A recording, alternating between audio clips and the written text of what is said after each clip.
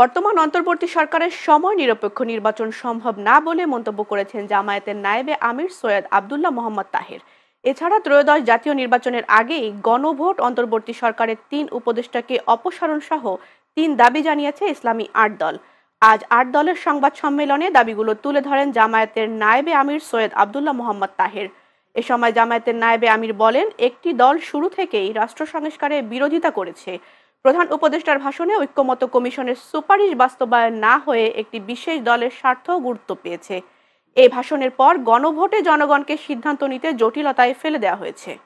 আজকের প্রধান উপদেষ্টাকে নানাভাবে বিভ্রান্ত করছে ৩ জন উপদেষ্টা, এবং তারা ভুল তথ্য দিয়ে নানাভাবে বুঝিয়ে একটি দলের হয়ে কাজ করে সরকারকে একটি সুষ্ঠু নির্বাচন যাতে হতে না পারে সেদিকে নিয়ে যাওয়ার জন্য একটি সুকৌশলে অপচেষ্টা চালিয়ে যাচ্ছে।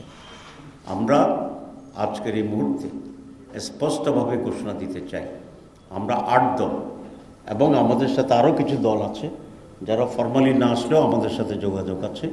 আমরা সকলেই আগামী ফেব্রুয়ারি মাসে রোজার আগেই একটি জাতীয় নির্বাচন অনুষ্ঠিত হোক এ ব্যাপারে দৃঢ় প্রতিজ্ঞবদ্ধ, এবং সেই জন্যই আমরা আমাদের সকল প্রস্তুতি সম্পন্ন করার জন্য আমরা মাঠে কাজ করছি।